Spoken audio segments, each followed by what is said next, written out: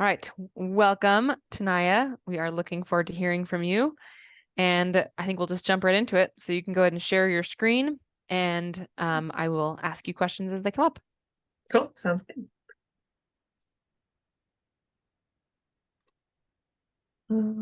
Right.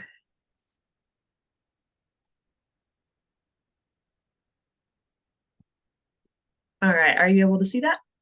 Yep. All right. Perfect. So, hi, everyone. My name is Tenaya Wood-Luna. I work as a training facilitator at University of Idaho and the Indigenous Climate Stewardship Lead at the Desert Research Institute. I'm going to be talking about my career in fire and fuels today. And then Heather's going to be asking some questions, maybe as they come up or at the end or anything like that. All right. So in general, I have a couple titles, just like what Heather put on hers when she did one of these. I'm a wife and mama, as far as will be in February. And like I said, I just started this training facilitator position working for Heather at University of Idaho about a month or so ago. And so that entails helping assist her with classes as far as undergraduate classes and WCG courses and kind of anything in between. And then I'll also be instructing a good chunk of the cultural use in fire class next semester. Additionally, I just accepted the Indigenous Climate Stewardship Lead for Desert Research Institute that's out of Reno, Nevada. And so that's going to be working with tribes on climate resiliency projects. For my education, I went to Humboldt State University up in the Redwoods and out in California on the coast. And I got my bachelor's in forestry with an emphasis in wildland fire management, minors in ecological restoration and Native American studies. And then I'm currently a master's student at University of Idaho for natural resources, fire ecology and management, and then working on graduate certificates in GIS and climate change. Some other things, as you can see on the screen, outside of school and work and that kind of thing. I love herbalism and medicinal plants and just plant interactions with the environment. Art, as far as painting, especially, but all kinds of different art. Photography, homesteading, as far as gardening and kind of homesteading around our house here in the Sierras. Rock climbing, backpacking, adventure, and whatever else you can think of. All right. So I'm going to kind of show you a couple things as far as the start of my journey in fire and fuels. So a lot of folks that I talk to, they usually get into fire and fuels a little bit later in their career. They try something out first, and then maybe they meet someone and they get into the career kind of happenstance, or maybe they get out of it right outside high school or right after high school. But I got into it right away. So this is a photo of my mom and I when I was a little kid. Both my parents are wildland firefighters. So, just a couple days old, they took me to my first fire, I guess you could say. So that's that first one there.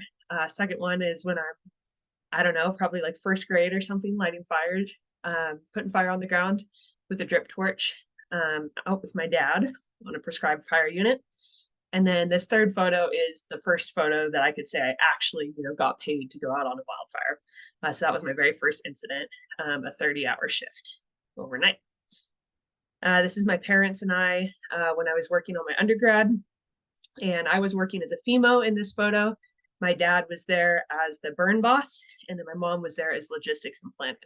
So it's pretty fun to kind of interact with them, sometimes on incidents, sometimes on prescribed fire, and then obviously just outside of work. And then this is my husband and I, and he's also in fire. He's on Beckworth Hot Shots here on the Plumas National Forest. All right, so that gives you a little bit of a background. I've been in fire a long time, or at least around it. And then I pretty much launched right into it coming out of high school as well. So here's how my career path went, and we'll kind of walk through each of these. And then Heather, if you have any questions that come up or anything that you want to add, or anything, we can talk about it as I go. So I started out on engines. My parents own a contracting company. They were the first contractors on the West Coast. And so that's where I started off my career. So I started as firefighter 2, just working my way in the back seat, figuring things out, worked my way up to firefighter 1, engine operator, and then eventually engine boss years later. So there's a photo of, I think, my first or second year with the engines there. From here, I kind of expanded out into prescribed fire, fuels management, etc. A lot of that was in private consultation networks and that sort of thing. And that was mostly consulting for various projects, fire safe councils, local entities, that kind of thing. So there I am, sucking smoke on a very, very smoky prescribed fire. I got accepted to Humboldt State, like I mentioned, to study forestry, wildland fire management. So I moved up to Humboldt, and this is on my first Trex burn up in Humboldt. So I was there, I want to say my first Trex burn, I think I was there as an engine boss, but it might have been as a FEMO assignment, I can't remember. But anyway, so that's what that photo is from. And while at Humboldt, I was approached by some tribal members, some students, and some faculty about my background up to that point, coming from an Indigenous perspective. And so we pulled a whole bunch of students. Basically, we had to get 30 signatures in 2 days, asking that if they had had an option, something like tribal forestry as a degree at Humboldt State, when they first started as students, would they have considered it as their major? And we needed 30 signatures in 2 days, and we got 120 signatures in 4 hours. So from there, I went to the Board of Education and worked with Dr. David Green at Humboldt to write the tribal forestry program and all the requirements and everything. I worked with a whole bunch of the local tribes, getting their input on what they wanted to see within that degree, because up to that point, there was natural resources and forestry programs and fire programs, and there was Native American studies. And what we were seeing is that there was a gap between there's quite a few Indigenous students coming from their tribes that wanted to do natural resource management, but they weren't really supported in that if they didn't get a degree in Native American studies. There was kind of this gap, but they wanted a Bachelor of Science. And then on the flip side, there was people from non-Native backgrounds that wanted to work along with tribes or just different consultation networks and that kind of thing, that needed experience working with tribal entities, that needed more introduction to that. So we wrote the tribal forestry degree, and that launched, I want to say, in fall of 2019, I believe. And so that is going on now at Humboldt State, and Dr. Erin Kelly oversees that program now. Yeah, this picture represents hazel regeneration. So a lot of the different burns that I've done in my career are for tribal objectives or cultural management objectives. So for this particular burn that this photo is from was up on the Yurok Reservation, and we were burning hazel plants basically to get the straightest, most pliable shoots with as few offshoots as possible. And so that, we'll get into this a little bit later, but that dictated how our firing patterns changed, what kind of fuel, as far as like drip torches and that kind of thing, that we were able to use, or how close to the plants we were able to use those things, and then what they were used for after. Because what the Yurok tribe was asking from us was to burn with cultural objectives in mind, in the sense that if we went up right up to the hazel plants with drip torches and poured drip torch fuel as you normally would to get everything to burn, later when elders would harvest the hazel and then turn it into basketry materials, you have to put it in your mouth and strip it to get the fibers out, and they could taste the drip torch material. So that's what this photo is showing, is just burning for cultural objectives that are not usually thought about in fire. Also, kind of after that, while I was still up in Humboldt, right after I'd finished my degree, kind of was at the tail end of it, finishing it up, I started Crew 1 from the Student Association for Fire Ecology, which was the first crew of its type in the nation. And so was tribal forestry also. Tribal forestry was the only Bachelor of Science in tribal forestry in the country. There was a Associates of Science before in tribal studies or forestry, but there was not anything related to that before. So anyway, we started up Crew 1, Safe Crew 1, which was a prescribed fire module, and that was to be used anywhere kind of on the North Coast and Six Rivers, Yurok, Hoopa Lands, all of that whole area, and a little bit in Redwood National Park, Prairie Creek, that kind of area, but mostly for cultural fire objectives. So I worked on that crew as a FEMO, FOBS, and crew boss. So there's that photo there. And that was comprised of all students from Humboldt State, which is now Cal Poly Humboldt. And some of them, about half of them had fire experience and half of them didn't. So our squad leaders and our leads had fire experience, and then the rest were kind of, 1 year in or no fire experience. So we would go and get them experience basically to bridge the gap between education and what they were learning in the classroom and what they would see out in the field. All right, so that was all kind of my Humboldt time. And then after that, I switched over to Helitack for the Forest Service. So that was working as a helicopter crew member, aircraft-based radio operator, that kind of thing. And that was really fun because I've always liked helicopters ever since I was on engines. I'd always, want to go follow the helicopters around. And then later on got my helicopter manager task book opened up. So here's a photo from the Beckworth complex. This was years after this, but managing sky cranes for that incident. And so, yeah, I was on Helitack for a while and then blew out my knee. And so went up to a fire lookout, and that's Smith Peak Fire Lookout.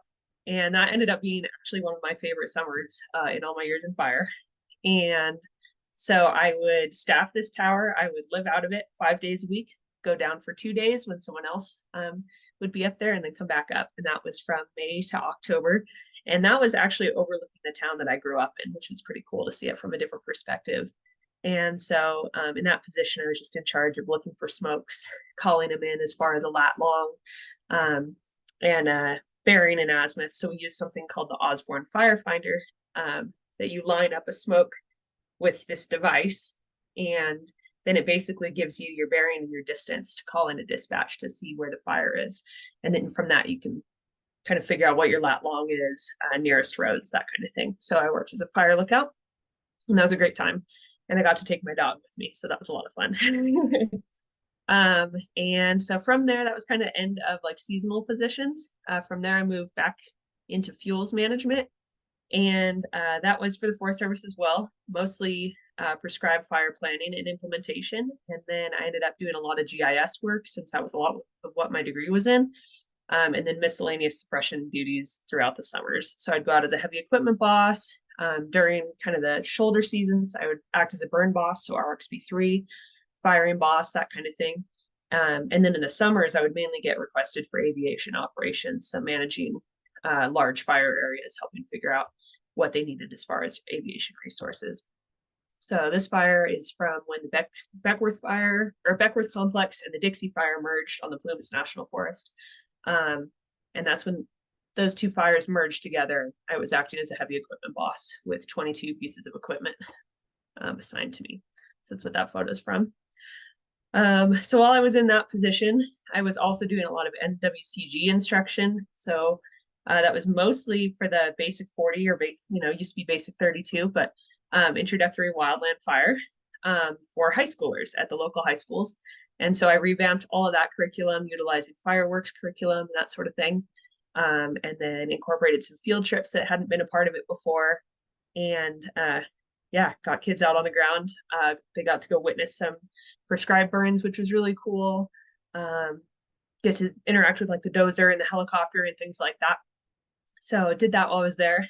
And then while I was in that position, I got accepted into my master's at University of Idaho.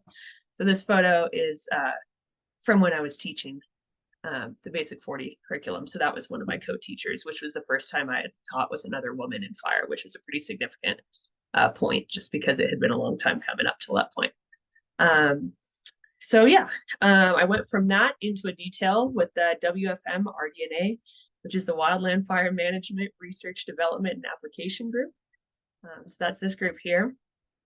And so I detailed with them last year, or I guess that was beginning of this year, January through, I want to say April, somewhere in there. And so this picture was when we got to go out to Duluth, Minnesota and meet as a group for the first time. So the RDNA is a group of about 20 people that they have all kinds of experience in fire. And that's both operationally out on the ground, experientially, and then also education wise. So some of these people were professors before, some of them were operations folks, type 1 ICs, that kind of thing. And it's a group that comes together and combines all that experience to manage WFDIS, which is the Wildland Fire Decision Support System, IFTDIS, the Interagency Fuel Treatment Decision Support System, and the FMSF, Fire Modeling Services Framework. So I mostly worked with FMSF and IFTDIS. So that's what that was. So that was a great detail. Then I went back to my fuels position for a little bit and then ended up leaving that a while later. Then I got accepted into this great position with Heather, working as a training facilitator at U of I. So overseeing NWCG courses, making sure all the facilitation's working as far as live sessions, that kind of thing, and then helping with undergrad and associates classes. So I don't have a picture of that yet since we just started that recently, but here's another photo of one of the basic 40 programs I used to run. And then recently this week, actually, I accepted the Indigenous Climate Stewardship Lead position at Desert Research Institute, which, as I said before, I will be managing climate resiliency projects related to tribes, the Climate Science Alliance, and the Climate Center in the Division of Atmospheric Science. So this photo, just kind of bringing it full circle in the sense that this bottom right photo of your basketry materials is what is made out of the bottom left photo, the plants that we burned for in years prior. All right. Any questions, or you want me to touch on anything there, Heather, before we move on? Well, I have lots of questions. I suspect most of them I'll ask you later, but I think that it is so in your position with the Forest Service, is that when you were doing the basic 40 training? Correct. Yeah, that was the most recent position with the Forest Service. So that was when I was in fuels. Okay. What was the title of your position when you were in fuels? That was a district fuels technician. District fuels technician. That's neat that they had that as something you could do. Yeah, it was definitely optional. A Mm-hmm. lot of people didn't want to take it on because they didn't like teaching, and they didn't like that component. And I love teaching, so I was all about it. And then it was actually teaching at the high school that I went to when I was younger. So that's pretty fun, pretty full circle. Yeah. And it was a class that the students could do as an elective, I'm assuming?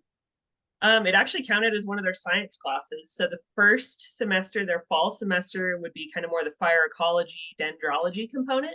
So that's in that top right photo, the girl next to me, she would teach that first semester there. That's Abby Folke. So she would teach that first semester all about dendrology. She would loop it into like some geology, botany, biology, all sorts of things of our area in the Lost Sierras. And then the second half of the class, so the spring semester, would be all the basic 40. And so I would come in and teach the units, or oversee some other folks that would teach certain units and that kind of thing. And then we'd take them out for field days and field trips. That is so cool. Yeah, it's a lot of fun. I have lots of questions about that I'll ask later on. Fair enough. It was my favorite part of my job, even though it was an optional part of my job. Yeah. That's fabulous. Yeah. Oh, carry on. Cool. All right. Sounds good. So what I enjoy about Fuels and Fire, there's a lot of things I enjoy. Otherwise I wouldn't be in this career path. So first off, I love teaching others and seeing their sparks. So what I mean by that is, especially like in the basic 40 class, for example, seeing students go out on a burn for the first time, or even just like putting on all the equipment for the first time, or getting in fire shelters and seeing them light up and have some realization of like, oh, this is something that I'm interested in or that I could pursue. And then farther with that, other classes that I've taught, just seeing their connections, making connections as students progress throughout their career. And we're all students, right? So we're all teaching each other and learning from each other. Recently, I got to guest lecture at Feather River College for cultural use of fire as well. And that was a lot of fun, just seeing a totally different student group that I had never interacted with before really make connections between their normal environment that they were in every day and how it could be seen from a cultural perspective. So yeah, just seeing their sparks and seeing kind of their eyes light up, figuring stuff out, taking them out, on their first fire, that kind of thing. I had a seasonal fuels technician when I was a fuels tech, and they came out with me for the summer to learn, and just seeing her light up and start putting things together between what she was learning in her degree and then what she was like getting to see out on the ground was that same sort of feeling. So teaching others and seeing them light up sparks. Next is large-scale fire aviation planning and management. So in general, when I would be asked what typically like what I enjoyed most about fire or what I liked going out as the most, it was large-scale things. So of course, we all do time digging with our tools and staring at the dirt and learning about fire behavior and that kind of thing. But I really liked large-scale fire planning in aviation management. So one example of this would be getting called up to Alaska. I got ordered as an ABRO, aircraft-based radio operator. So you're dispatching helicopters, things like that, to different missions. And this one was kind of rare because instead of just one fire in an area that maybe, tens of thousands of acres, maybe hundreds of thousands of acres, this was for hundreds of thousands of miles. And it was remote. So we were getting flown in and out via bush plane and helicopters. We were ordering resources via satellite phones because radios wouldn't reach far enough and that kind of thing. And so that ended up kind of turning into more of a helibase manager assignment. And the helibase was a couple hundred thousands of acres, basically. So sending resources out all over the place. So large scale things like that and planning for the future with that, requesting resources. When I was an IC incident commander on a fire, I always liked that component, requesting other resources coming in, accounting for the ones that are outbound. Yeah, that kind of thing. So larger scale. Small scale is fun too, but large scale is fun for me. Witnessing environmental interactions is another one. So by that, I mean pioneer species after disturbance is something that I'm really fascinated with. Another example would be like medicinal use of plants that I've mentioned before, seeing how certain plants are found with each other for specific reasons, that kind of thing, how different species react to fire, both in positive and negative interactions, anything like that. Also has to do with wildlife, hydrology, anything. And that kind of plays into the last bullet point, which we'll get into in a minute. Enabling native peoples with the resources to best manage their land. So in general, having an Indigenous perspective throughout my life in a more personal realm, and then taking that into fire, and then taking that outside of fire as well into just natural resource management is something that I'm really passionate about. And seeing tribes get access to maybe lands that they had previously lost access to, or being enabled to burn on their lands that they haven't been allowed to burn on for decades, things like that. So that's something that I've really been stoked about and that I've been moving towards kind of more recently, especially. And then also this all just plays into promoting a holistic view of fire and natural resource management. So often, especially when you first start out in your fire career, you're focused on one aspect of it. Maybe that's fire ecology or fire operations or fire suppression or whatever that may be. And then you try to start picking up different pieces and forming your lens, as Heather likes to say in some of her classes.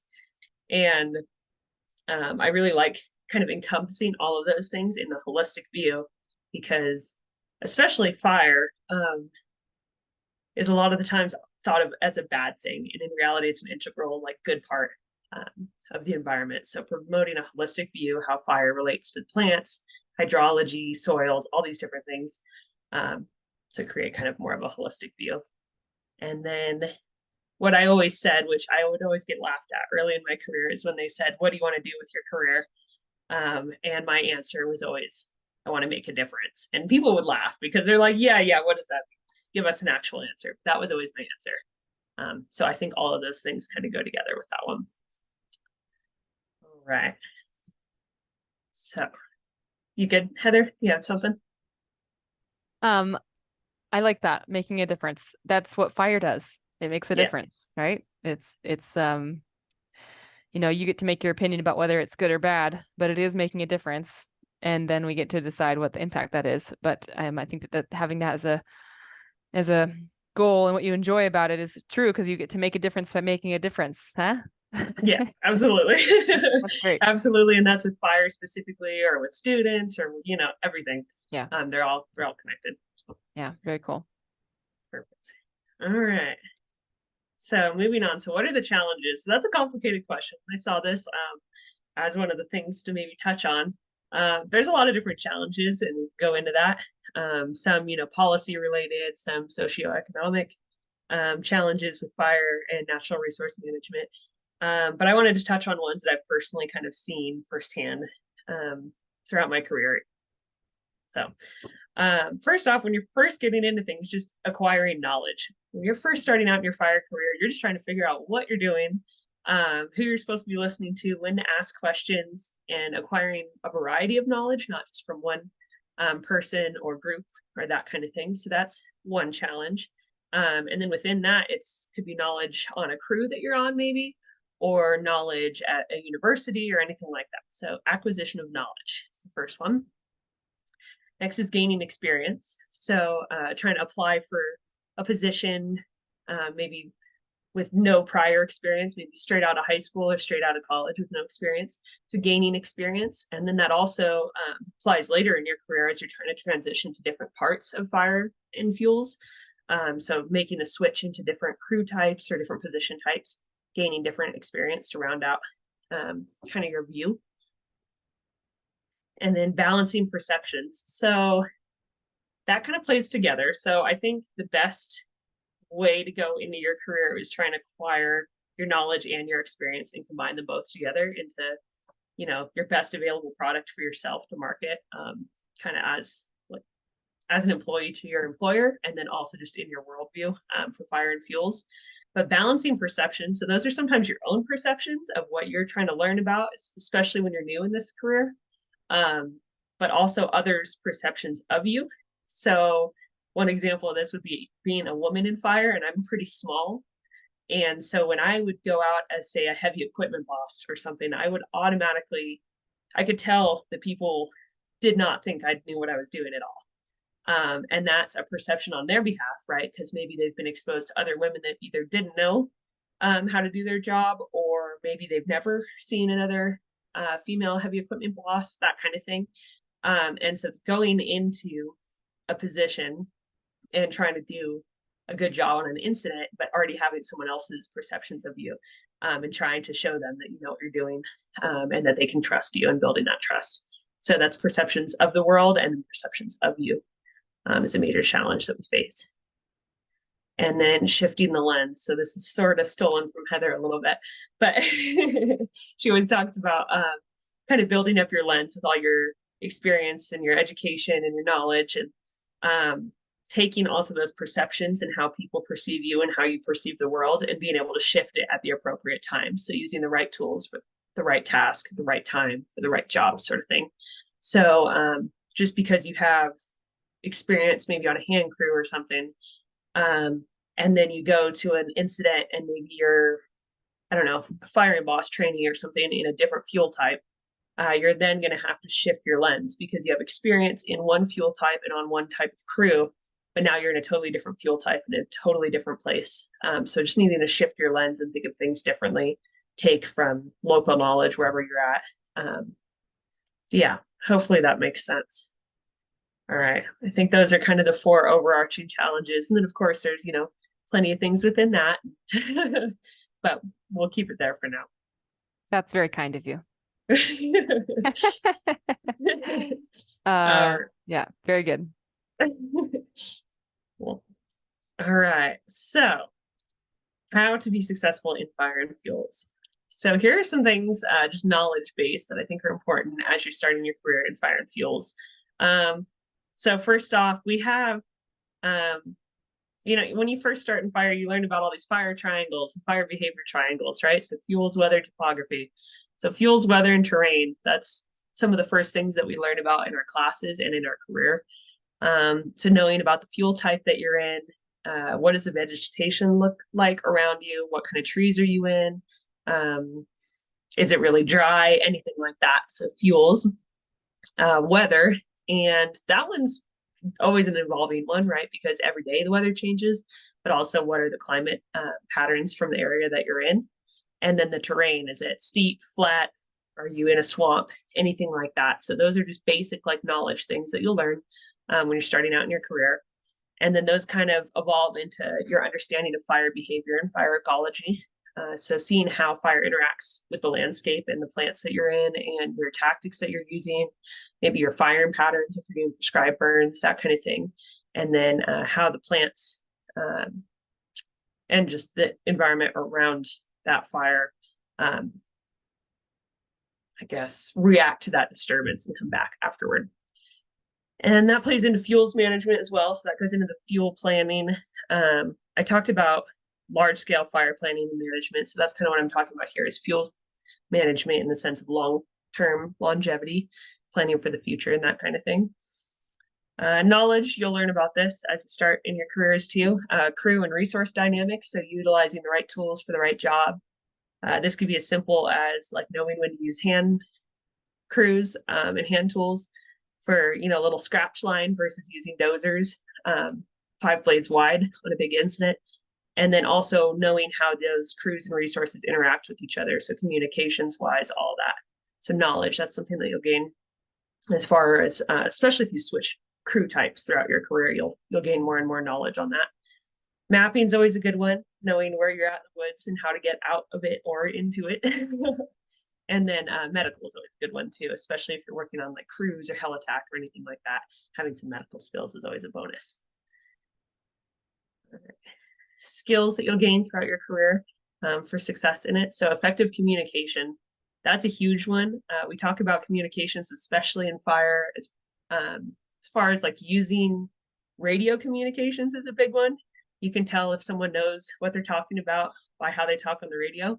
And of course, there's always some nervousness for people that have not talked on the radio a whole lot too. But in general, as you go through your career, you can really tell if someone's knowing what they're requesting and that kind of thing by the way they communicate. And then that also is personal communication, nonverbal communication, all that. So skills that you'll acquire the farther you go through and that you're already acquiring in school, I'm sure. Problem solving, that's relatively straightforward. This is a career that you're always going to have different problems in different scenarios. You're never going to be in the exact same place, the exact same time, doing the same thing. Every fire is different. So problem solving and adapting your strategies depending on that. Stress management. So we go out for 14 or 21 days typically. And so adapting to stress management from being tired, from being away from home, from I don't know, eating crappy food sometimes, or just also the stress of the actual job. So one of those that comes up that when people ask me for examples of like how I've dealt with stress, like this is an interview question that you'll get as you go for positions in your career, is how do you adapt to stress in your job? And one example that I always give is one that people don't think of in fire. So typically you would think of like an incident commander or someone like that that has a lot of resources and a lot going on. And that's of course stressful. It's super stressful. But one of my most stressful things is like managing medical incidents when I'm an aircraft-based radio operator, because you have all these different radios going off, 7 to 12 different radios. You have maybe a couple helicopters or maybe 60 helicopters that you're trying to manage and send to air attack and send to Helco and all these different things. And so just being able to prioritize, which goes into the next bullet point, and then manage your stress and other people's stress, you know, especially if there's a medical involved, trying to get someone the care that they need, that sort of thing. Utilizing prioritization and stress management is critical in this job in general. Leadership capabilities are huge. That will be made very obvious by people who are good leaders and people who are bad leaders, I would say. You can learn from everyone, but I think I've learned the most about being a good leader from people that were maybe not so good leaders. And that's in a variety of different ways. But a lot of the time, leaders aren't the loudest person in the room. They're not the ones that are saying, yes, I will be the leaders. And sometimes that is the case, but a lot of the time that they're the ones that are actually observing, seeing what's going on, and then coming up with a good solution.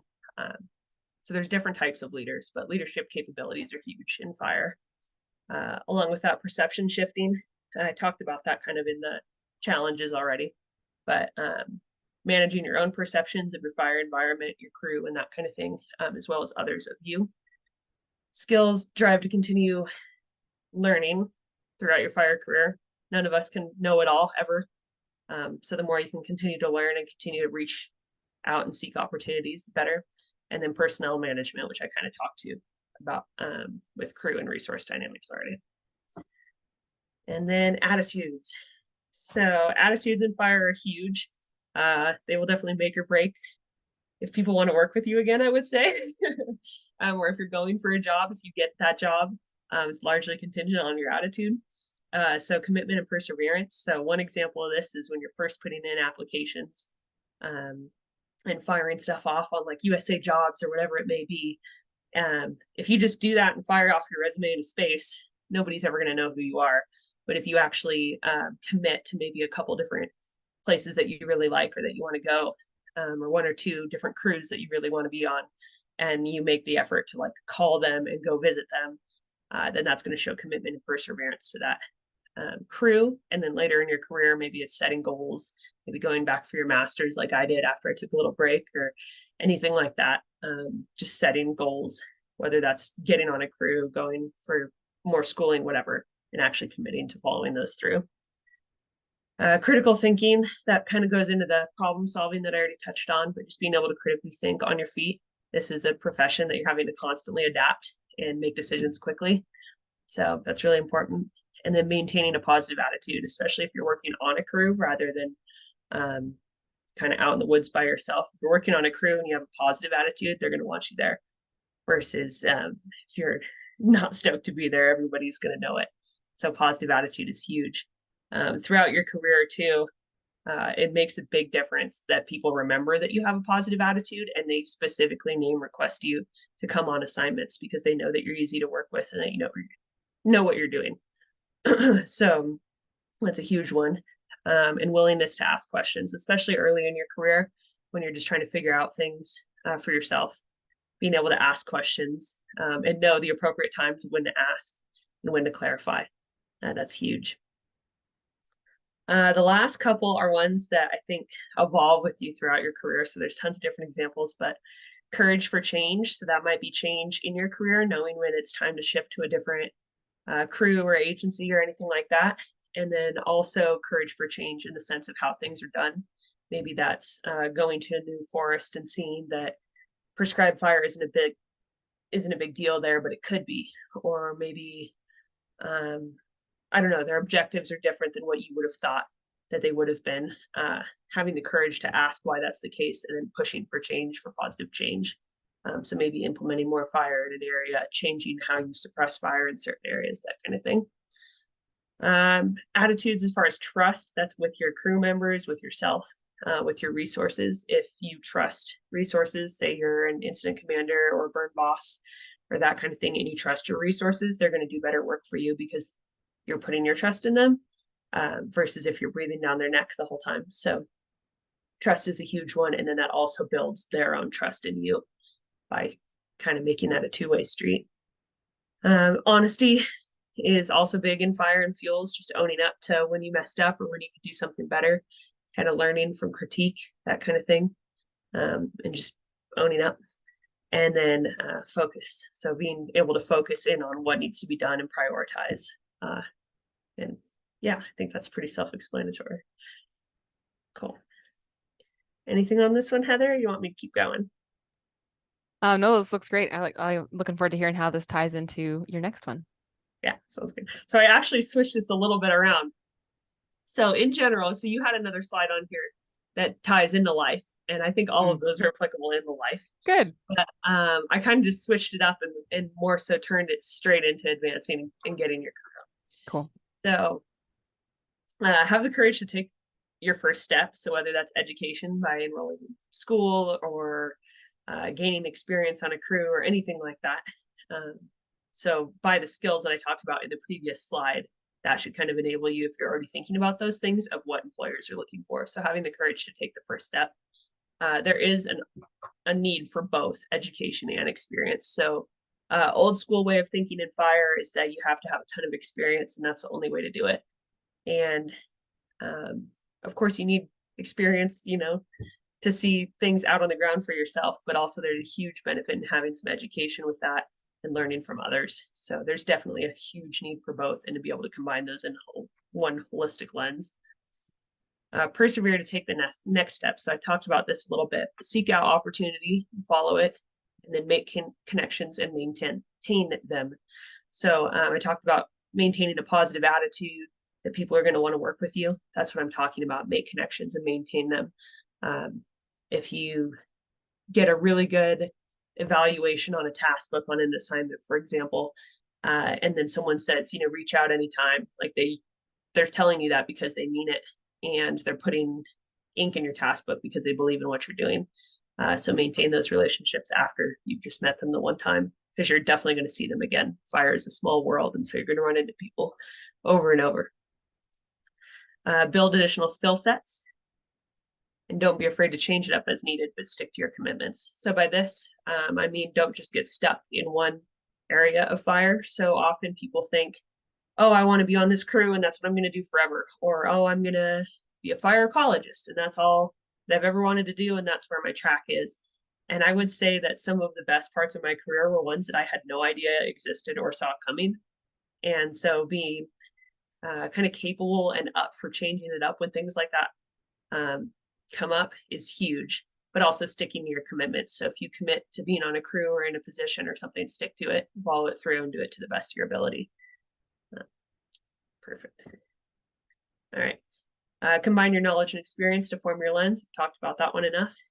And then pass it on to make a difference. So that's one of the reasons that I like teaching so much, is getting to pass on what I've learned, both good and bad, and, learning from my own mistakes and helping others learn from them and that kind of thing. So make a difference in that way. Excuse me. All right. As far as being successful in your career, in addition to what we've already talked about, these are other ones that I've come up with. So advocate for yourself. So especially if you work for a big agency, or maybe it's even a small agency, but advocate for yourself, because nobody is looking out for you as much as you are.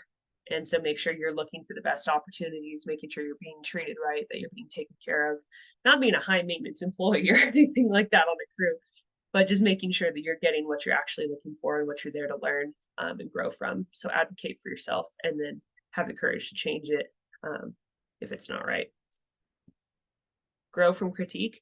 So this is definitely one that some people, I think, are surprised by how much critique is in fire sometimes.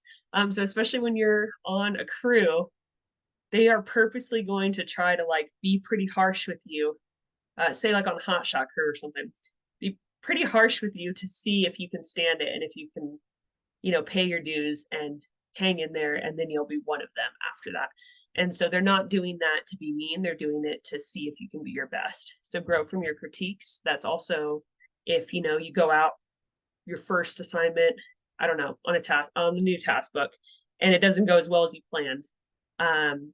Or maybe you think it went really well, but then someone says, hey, you messed up, or this could have been done better. Grow from that and take it and do better next time.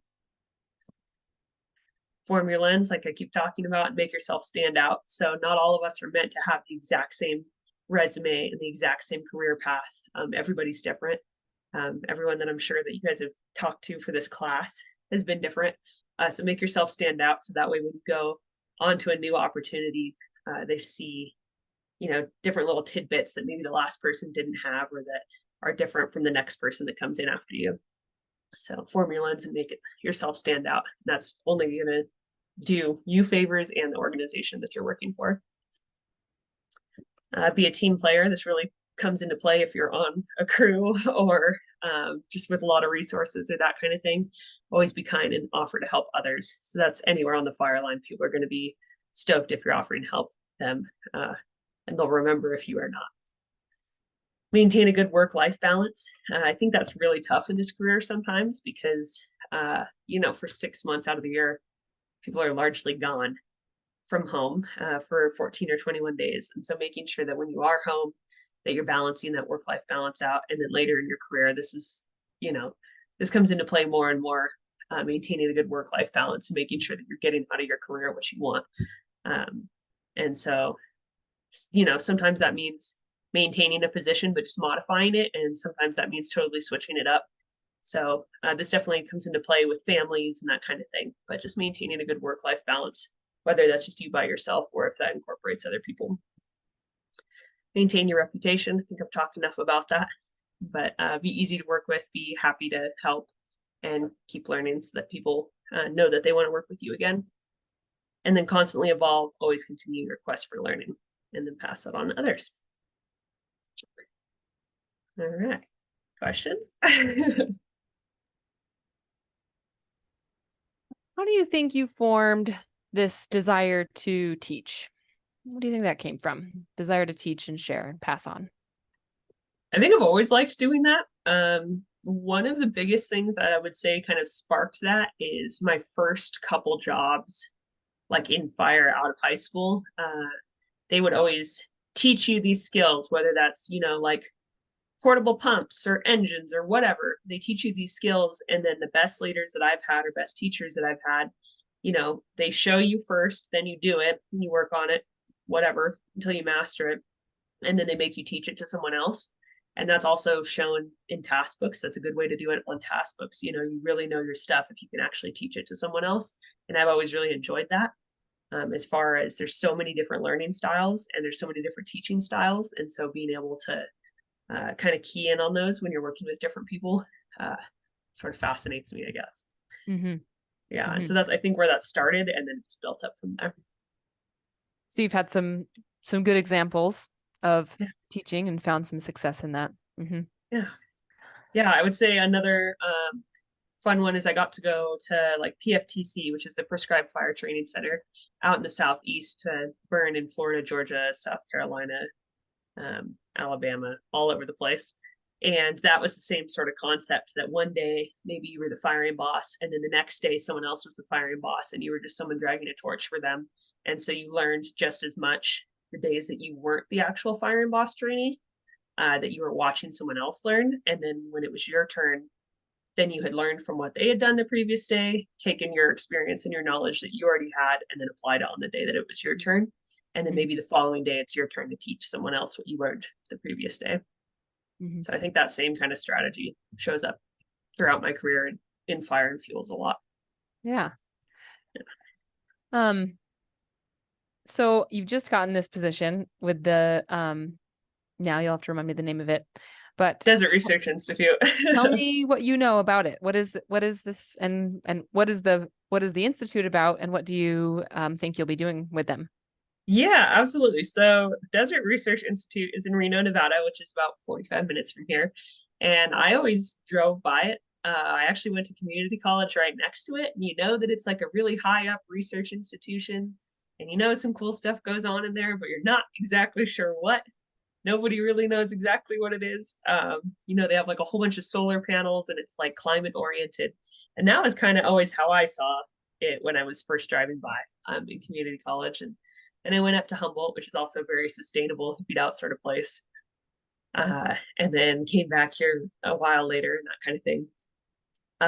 And so I actually met some folks at DRI when I was in my detail with RDNA. So I had gone to a conference with Tammy Parkinson and Reggie Goolsby from RDNA, that we went out to Sacramento for a fire technology conference, and I was introduced to Dr. Tim Brown from Desert Research Institute, who's an incredible climate researcher, and he's a professor in Australia and here in the US and that kind of thing, and ended up nerding out with him for like 3 days and having a lot of fun just talking to him and picking each other's brains. And then he invited me to come see DRI when we got back, in the weeks or months following or whatever. So I took him up on that one day and met Tamara Wall, his colleague, who is an incredible, smart research lady there at DRI, and got chatting with her as well. And then I got to tour the facility and actually finally find out what was going on in there. And they have all kinds of things related to atmospheric science, fire, climate change, soil sampling. They have like an ice core laboratory that they get stuff from the Antarctic and things like that, and test ice cores for smoke signatures. They do all kinds of botany, all kinds of things. So I was just sort of enamored with the whole concept. And I came home and I told my husband, wow, that place was incredible. It's been there the whole time. And I had no idea like how much stuff was in there. And so then fast forward a little bit later, and they reached out and said, hey, we're making this new position. We think you'd be good for it. Do you want to apply for it? And that was actually before I had even heard from you before as well. And so it's kind of all sort of at the same time working. It kind of came out of nowhere, and it was right after I had left my previous position. So it was pretty divine timing in that regard. So the new position that I just took that I start tomorrow, actually, is working with the Climate Science Alliance and the Climate Center group within DRI, so the Western Regional Climate Center. Um, and it's basically working on a variety of climate projects related to tribal lands. And that's throughout the Great Basin. So centered in northern Nevada, but could also even go up a little bit into Idaho, a little bit into California, just the whole Great Basin there. And yeah, really, from what I understand so far, it's dictated by what the tribes see the need for. So it's a position that didn't exist before. They had one in Southern California, and then saw the need for it up here. And it's sort of tailored to whatever the tribes and local entities see a need for it. So that might be implementing, I don't know, opportunities for burning on tribal lands, for, I don't know, oak regeneration or something, not likely in the Great Basin, but just an example. Or it could be, you know, gaining access to waterways that they haven't been able to access, or it could be putting on engagement events. There was a lot of emphasis on like engagement events with the community and getting folks invested in the management of their lands. So a lot of engagement opportunity there. Yeah, I guess we'll see what else. But That's great. yeah. One of the things that I've noticed as I've tried to add more information, cultural stuff, is that it is this balance that we've got to find between checking a box of diversity and inclusion for the purposes of checking a box to say, oh, we got our Native American on the board, check. And in the partners that I work with, you know, the Native partners, they get tapped a lot. Like, oh, could you come be this representative so that we can just say that we have that? I don't know how do we, like, that's good. Like, it's good that people are seeking that out. Yeah. How do we do that without totally overstretching the system and also changing it? Like, I don't know, it just does change it when you make something so obligatory like that. Yeah. I would say I think there's definitely a difference even in phrasing of like an invitation to come join us versus be here because we want a diversity component. Yeah. Because a lot of the time, if they hear that they want a diversity component, then they're probably not going to want to go. So in general, being invited to the table for large scale planning efforts and small, and having them involved from the start, I think is a big difference versus just inviting them kind of like at the end to say that you invited them. Yeah. I think that's a huge part of it. So depending on what the project is, yeah, like inviting the tribe or, you know, your local representative for a group of tribes or whatever that may be, inviting them from the start in a project to put in their input of what they also want for the goals. Because that's, I mean, even for this position, they're all putting input into what they want me to do. It's not me telling them what I want them to do. Yeah. So inviting them from the start to like put input for what they want to see and then taking it farther from there, I think is a big difference than saying, hey, we did this entire project. Can you come to the last meeting to say that we included you? Yeah. I don't know if that was what you're getting at, but yeah, it is. Yeah.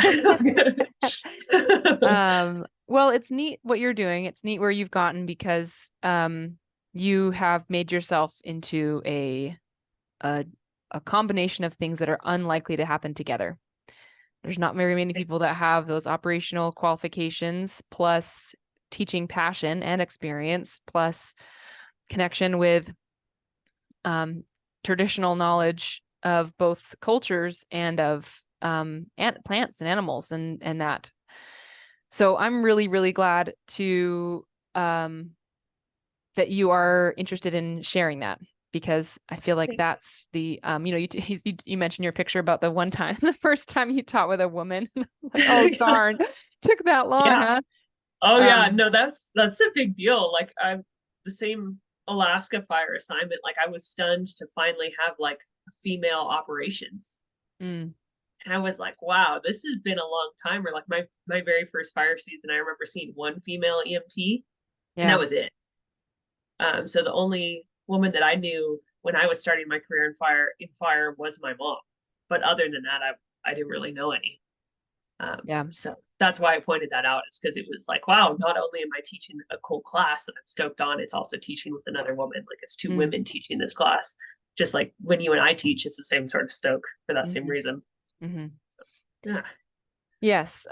Getting people with, well, different lenses, saying different things, and that includes everything. I think that sometimes we can really focus on diversity, which is important, but then we sometimes don't represent the large majority of our population. So getting a diverse group of people that are teaching and getting those differences of experiences is so helpful, so that everyone feels like they can do it. You don't it can swing, right? This pendulum can swing one way, where it was for such a long time, like, oh, like only if you're this color and if you're this gender, you can do this job. And now sometimes it can swing where it's like, let's give all the opportunities to this. And then let's find a balance here.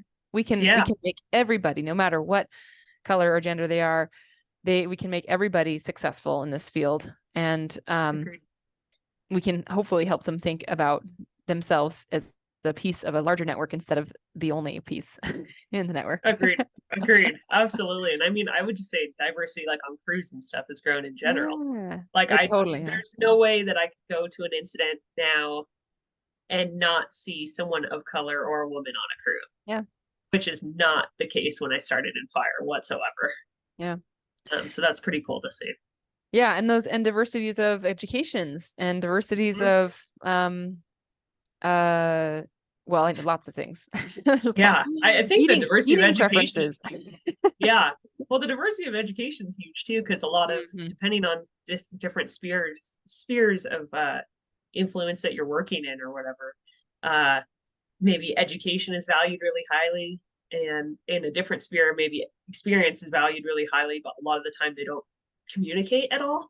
And that's what I was seeing on like really relatively early on in my career, as I was like trying to go to school, but like coming back for fire seasons and that kind of thing. And people were like, oh, why are you doing both? And the fact that that's a lot more common now, and that people are starting to like recognize that that's a good thing when they see it on a resume is pretty cool, because it's cool. Kind of a more holistic view that is nice to see that more people are seeking out. Yeah, it is neat. Well, I appreciate getting to know you a little bit better. And anything else? Any other final things you'd like to share? I feel like they're probably going to come to me after we say we're done. But I would just say in general,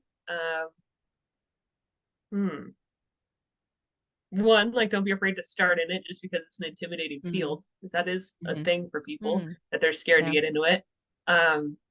And then two, don't be afraid to like switch it up and find your niche, because fire is such a big thing that you haven't even heard of certain things that you can do in fire. And so the fact that like I didn't know what the RDNA was when I first started my career, and then it turned into like something that I was so incredibly stoked to be a part of. Or like this Indigenous climate stewardship job didn't exist, and that was something that like if you put it on paper, I'd be like, yeah, I would love that, but I didn't know that existed. And so one of my mentors at one point said like that, I don't know exactly how he phrased it, but he said something along the lines of like your ideal opportunity probably doesn't exist yet, and that's because like it basically takes you to form that opportunity. And so I think that's a very cool way of thinking of it, especially when you're early in your career and you're not sure like what you want to do exactly, knowing that like especially in a career like this, there's just so much opportunity for creative expression. Yes, absolutely. Outside the box. Absolutely. So yeah, I think that's important. Yeah. Well, thank you for your time today. And I will post this video and I'll include in it your email, and people can reach out to you if they have additional questions or want to make some connections. Sounds good. I appreciate it. And yeah, thanks for inviting me. Yeah.